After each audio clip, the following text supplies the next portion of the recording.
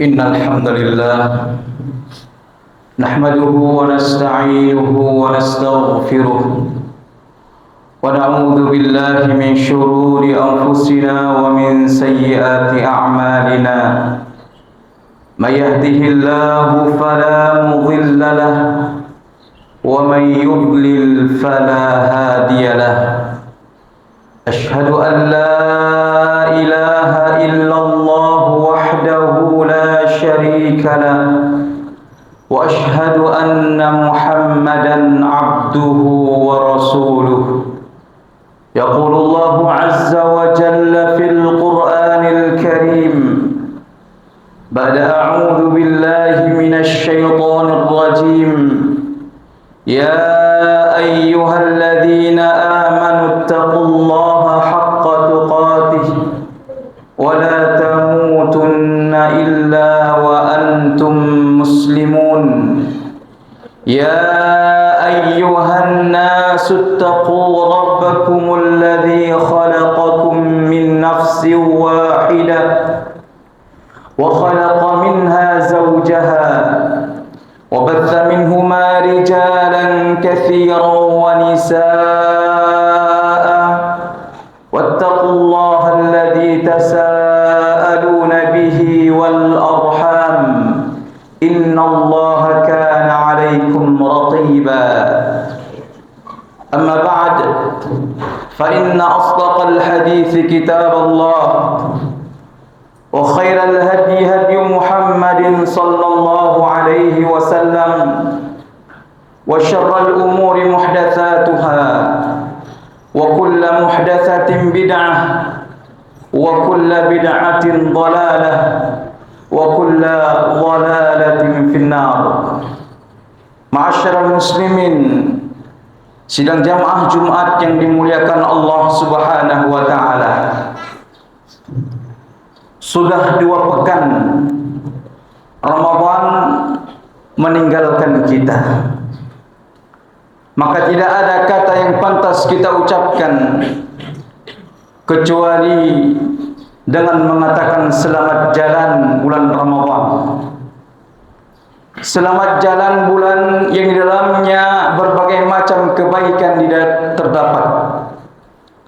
Selamat jalan bulan yang penuh dengan keberkahan. Selamat jalan bulan yang penuh dengan kedermawaan.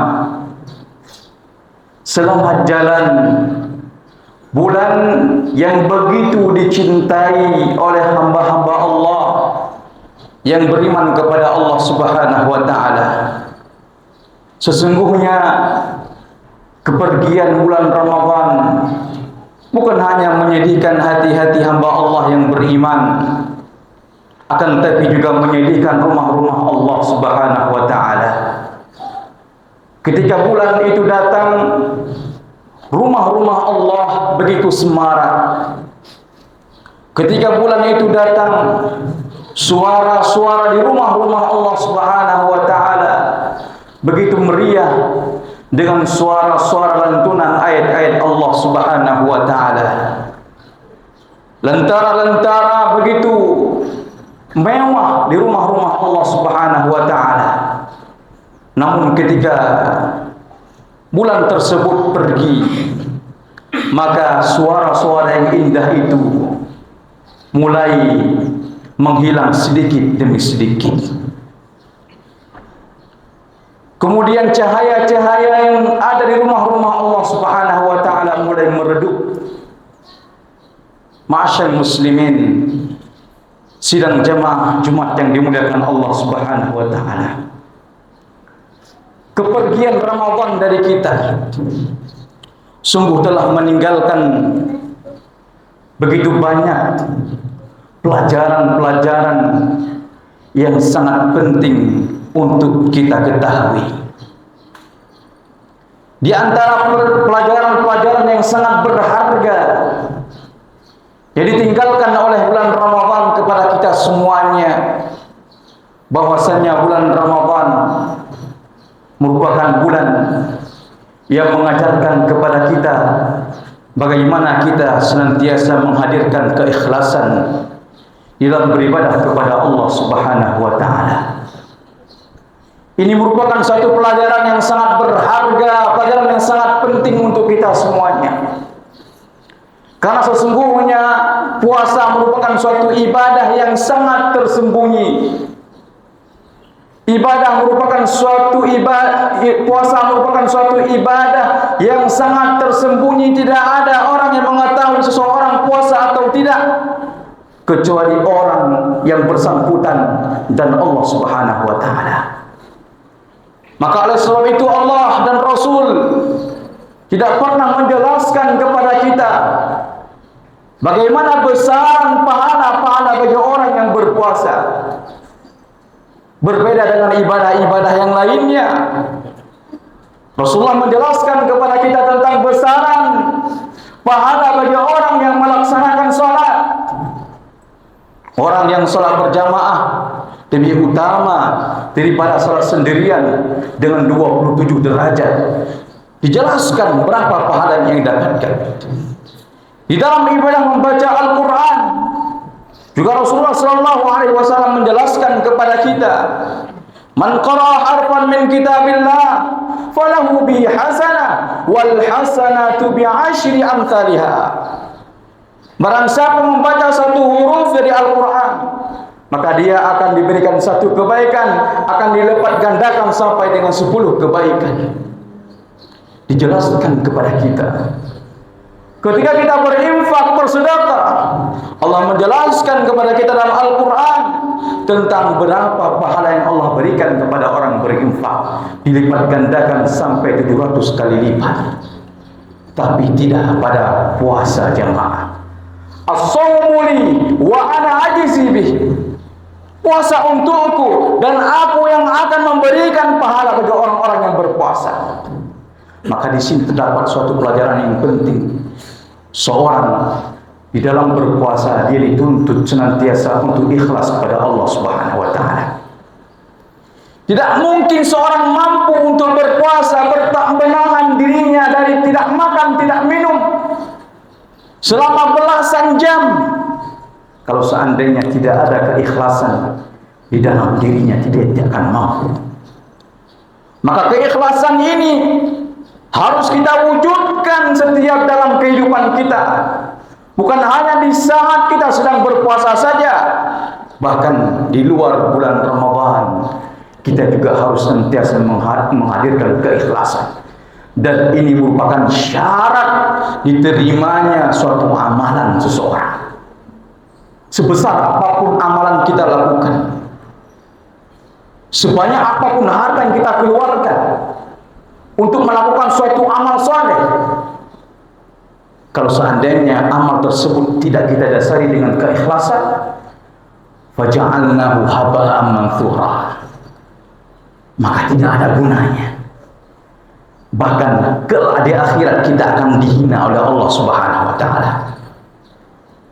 Ketika kita datang kepada Allah, meminta kepada Allah terhadap ganjaran dan pahala yang telah pernah kita lakukan di dunia, maka Allah hina kita. Dan Allah katakan kepada kita, idhabu ilal ladzina kuntum turauna fid dunya. Pergilah kamu kepada orang-orang yang dahulunya kamu di dunia kamu mengharapkan balasan dari mereka. Hari ini kamu pergi kepada mereka, minta pahala dari mereka. Hal tajiduna indahum jazaa. Apakah kamu mendapatkan pahala dari mereka hari ini? Jawabannya tidak akan pernah. Jemaah dimuliakan Allah. Ini pelajaran yang pertama. Kemudian bulan Ramadan juga jemaah dimuliakan Allah mengajarkan kepada kita atau memberi pelajaran kepada kita bahwasannya kita harus senantiasa ittiba', mengikuti petunjuk Rasul sallallahu alaihi wasallam. Kita sudah mengetahui semuanya bahwasannya ittiba', mengikuti petunjuk Rasulullah itu juga merupakan satu syarat diterimanya suatu ibadah. Berdasarkan hadis Nabi sallallahu alaihi wasallam dari Ummul Mukminin Aisyah radhiyallahu taala anha yang diriwayatkan oleh Imam Bukhari dan Muslim, man amila amalan laisa alaihi amruna fahuwa raddun. Barang siapa yang mengerjakan suatu amalan yang tidak ada perintah dari kami, maka amalan tersebut tertolak. Tertolak berarti tidak ada pahala. Kalau tidak ada pahala, berarti pelaku amalan tersebut tidak dia dapatkan apa-apa. Bahkan dia akan menjadi orang yang merugi. Lihatlah ketika di bulan Ramadan, Rasulullah SAW senantiasa mengajarkan kepada kita bagaimana kita beribadah di bulan Ramadan. Di saat kita berbuka puasa, Rasulullah SAW mengajarkan ittiba kepada kita agar untuk bersegera berbuka puasa. Di saat kita sedang makan sahur, Rasulullah mengajarkan kepada kita ittiba, bagaimana ketika dalam makan sahur kita akhirkan sahur. Di dalam salat tarawih, qiyamul lail di malam Ramadan, diajarkan kepada kita bagaimana kita seharusnya melaksanakan qiyamul lail di bulan Ramadan. Dan apa amalan-amalan yang perlu kita kerjakan di bulan Ramadan diajarkan oleh Rasulullah begitu detailnya. Jemaah dimuliakan Allah, ini menjadi pelajaran yang penting bagi kita di bulan Ramadan, bahwasanya kita harus senantiasa ittiba. Karena seandainya kalau kita lakukan suatu amalan tanpa ada ittiba, ini bukan hanya tidak diberi pahala kepada kita, bisa-bisa kita disiksa, diazab karena amalan yang kita lakukan itu. Allah Subhanahu wa taala menceritakan kepada kita dalam Al-Qur'anul Karim, di dalam sebuah surat yang sering sekali kita dengar di hari Jumat, surah Al-Ghasyiyah. Allah berfirman, amilatun nasibah. Ada orang yang melakukan amal di dunia, mereka itu melakukannya dengan berletih-letih. Tasla naran hamiyah. Tapi kelak mereka akan dimasukkan ke dalam api yang menyala-nyala. Siapa mereka itu? Kata para ulama tafsir, mereka itulah orang-orang ketika dunia melakukan suatu amalan tidak berdasarkan petunjuk Rasulullah SAW. Ma'asyal muslimin, sidang jamaah Jumat yang dimuliakan Allah Subhanahu wa taala. Kemudian ada satu pelajaran yang sangat penting lagi yang dapat kita petik di balik bulan Ramadan. Ini merupakan satu pelajaran yang sangat berharga. Pelajaran apa itu?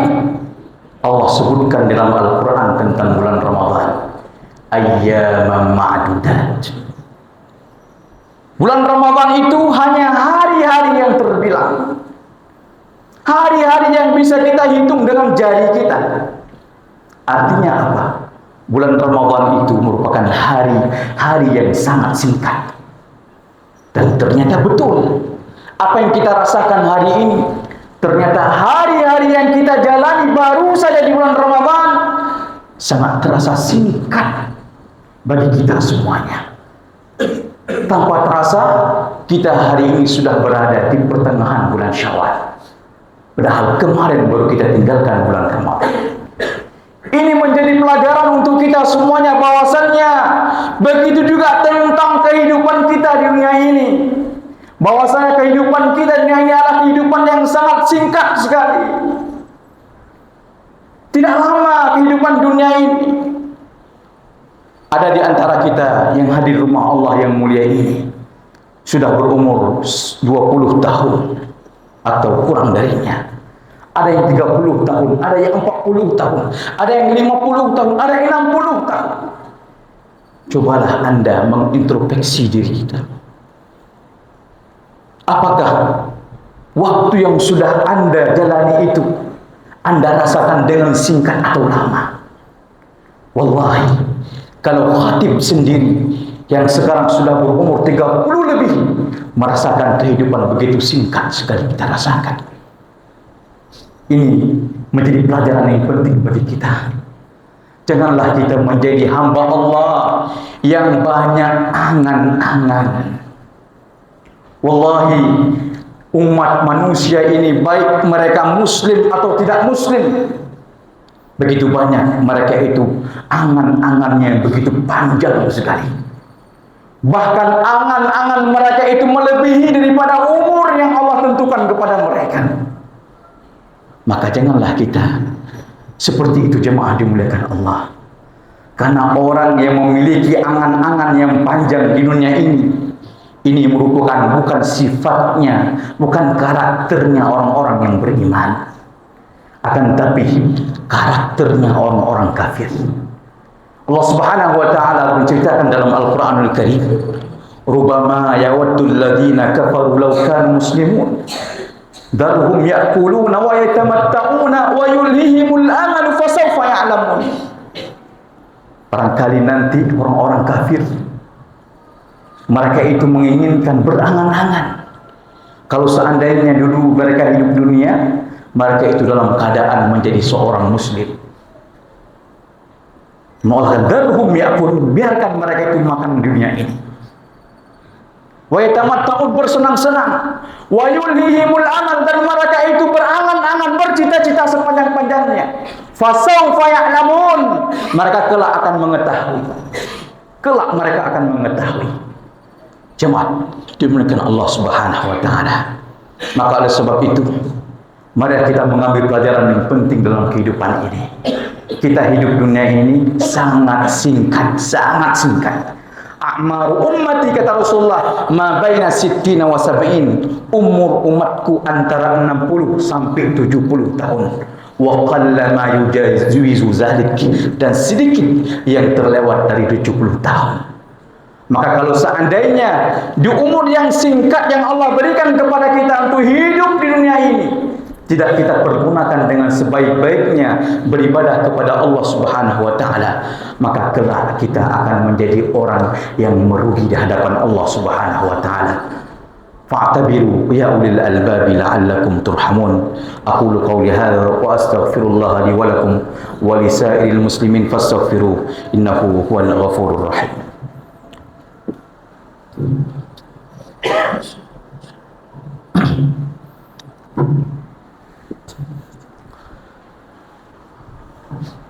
Alhamdulillah wa kafa, wassalatu wassalamu ala ibadihi alladhina istafa.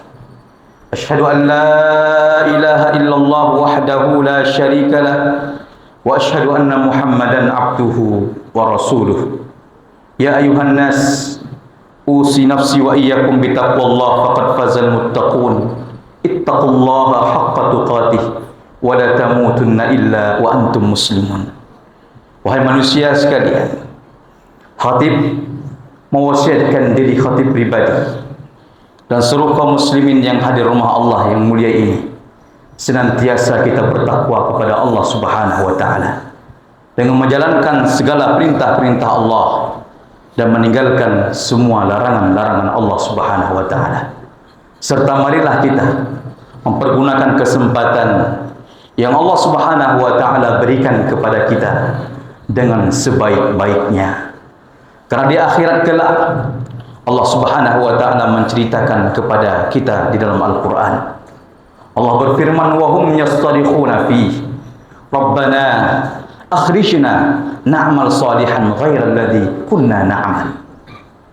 Qala awalam nu'ammirkum ma yatadhakkaru fihi man tadhakkar wa ja'akumun nadhir. Allah Subhanahu wa taala berfirman, ada orang di akhirat kelak mereka itu berteriak di dalam neraka jahanam. Dan mereka berkata, ya Allah, ya Tuhan kami, keluarkanlah kami dari neraka ini. Niscaya kami akan melakukan amal soleh, tidak sebagaimana amal soleh yang dulunya kami lakukan di dunia. Maka apa Allah Subhanahu wa taala jawab? Awalam nu'ammirkum, bukankah dulunya kami telah memberikan kepada kamu umur, dan dengan umur tersebut cukup bagimu untuk mengingatku, dan bahkan telah kudatangkan kepadamu pembawa peringatan.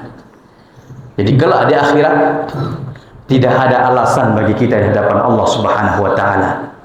Tidak ada alasan kepada kita di hadapan Allah Subhanahu wa taala, kenapa kamu dulu di dunia tidak mempergunakan waktu yang baik. Maka inilah saat kita untuk beramal.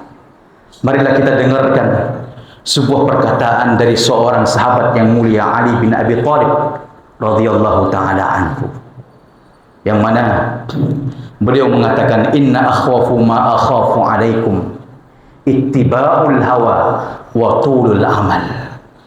Yang aku takutkan menimpa atas kalian itu adalah kalian mengikuti hawa nafsu dan panjangnya angan-angan kalian.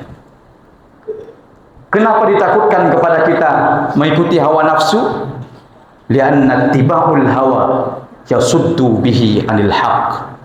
Apabila seseorang mengikuti hawa nafsu, maka dia akan sangat susah untuk menerima kebenaran. Wa tulul amal, adapun apabila seseorang itu panjang angan-angannya, fayunsal akhirah, maka dia itu akan melupakan akhirat. Orang yang angan-angannya, cita-citanya tinggi terhadap dunia, dia akan lupa kepada akhirat. Maka Imam Ali radhiyallahu taala anhu mengatakan kepada kita juga, maka beliau mengatakan, setiap dunia dan akhirat itu punya pengikutnya.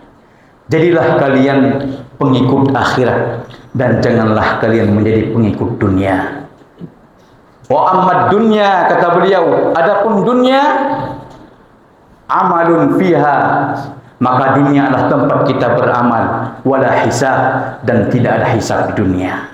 Wa ammal akhirah, adapun di akhirat kelak, hisabun wala amal, yang ada hanya hisab dan tidak ada amal semuanya. Maka sebab itu jemaah dimuliakan Allah, mari kita pergunakan waktu sebaik-baiknya, waktu yang Allah berikan kepada kita semuanya dalam ketaatan kepada Allah Subhanahu wa taala.